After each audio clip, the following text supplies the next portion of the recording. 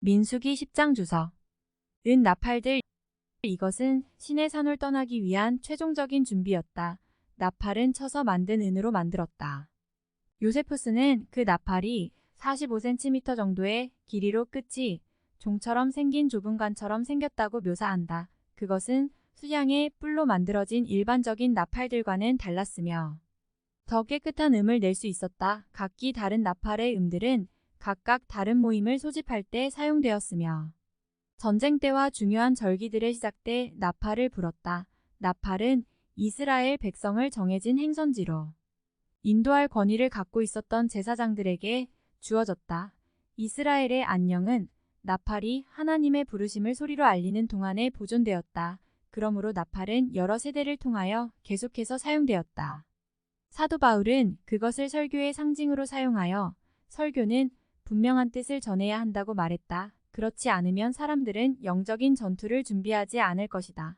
나팔이 제사장들에게 주어졌던 것처럼 설교도 하나님의 종들에게 특별히 주어진 것이다. 나팔이 협잡군들의 손에 들어간다면 그들은 가축 떼를 전혀 살려두지 않는 잔인한 늑대들처럼 그리스도의 교회를 파괴할 것이다.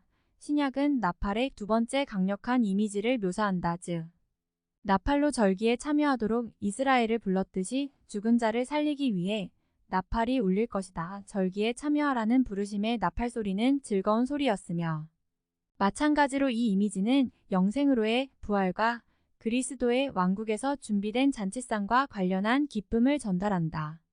이스라엘이 시내산을 떠나다. 이것은 민수기 첫 부분의 절정이다.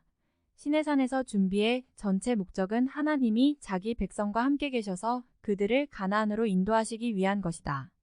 그들이 여행을 떠나는 순서에 대한 새로운 정보가 제공된다. 즉 성막이 거룩한 기구들의 가운데가 아니라 첫 번째 군대를 따라갔다. 이것은 성막이 거룩한 기구들이 새로운 진에 도착하기 전에 세워질 수 있도록 하기 위한 실제적인 조치였을 것이다. 괴는 첫 번째 지파인 유다와 함께 인도되었고 단 지파는 후위로서 진행했다. 모세는 그의 장인 르우엘의 아들 호밥이 광야의 지세를 알고 있었기 때문에 그가 그들과 함께 해주기를 바랐다. 모세가 그에게 한 말들은 이스라엘이 행하고 있는 바를 설명한다. 즉 이스라엘의 여행은 아브라함에게 주신 약속에 근거한 것이며 그들의 목표는 약속의 땅이었다.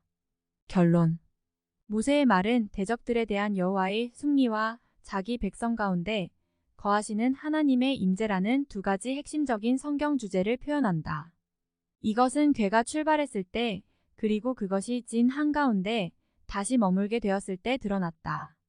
이것은 거의 1년에 걸친 준비의 절정이었기 때문에 우리는 그것에 주목해야 한다. 성경은 대적에 대한 하나님의 승리를 자주 언급한다. 에덴에서 사람의 치명적인 대적인 뱀이 패배할 것이 약속되어 있다. 바벨론은 하나님의 대적들의 수도가 되었고 바벨탑은 지존자에 대한 반역의 상징이었다. 나중에 바벨론은 하나님의 백성들이 포로로 잡혀있는 장소였다. 요한계시록에서 하나님의 승리는 바벨론의 함락으로 묘사되며 이것은 위대한 찬양의 근거가 되었다. 하나님은 모든 사람이 하나님께 무릎 꿇고 경배할 것이라고 맹세하셨다. 이는 겸손히 엎드려 예배한다기보다는 두려움에 움츠러들지만 그럼에도 불구하고 무릎을 꿇고 절하게 될 모든 원수를 포함할 것이다. 이 세상 나라의 파괴는 창조 이전에 이루어진 삼위일체 하나님의 영원한 계획 속에서 결정되었다. 그러므로 역사의 과정은 하늘에서의 영적 전쟁을 포함하여 예정되었다. 이 계획을 통하여 하나님은 영광을 받으실 것이며 모든 이름 위에 뛰어난 우주의 전능한 통치자로 여겨질 것이다. 아버지는 아들을 높이실 것이며 그에게 가장 높은 이름을 주실 것이며 아들은 아버지를 영예롭게 할 것이다. 그 목표는 하나님이 온전하게 드러나게 되는 것이다. 이 계획은 창조, 타락, 구속을 포함한다.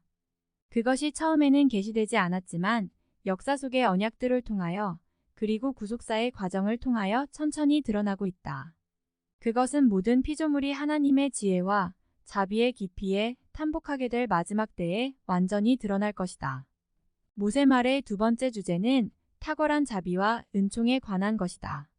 즉 하나님은 이스라엘의 헤아릴 수 없는 수 많은 사람 가운데 거하신다. 이것은 모든 시대의 성도가 바랐던 교제다. 이것은 하나님 나라다. 워필드는 하나님 나라의 확립과 발전은 분명히 구약의 중요한 주제라고 할 수 있다고 기록한다. 민수기 첫 부분의 결론은 우리를 성경 메시지의 핵심으로 인도한다. 두 번째와 세 번째 부분은 무엇보다도 이 동일한 핵심 주제, 즉 하나님의 백성이 약속의 땅으로 들어가는 것에 관한 것이다.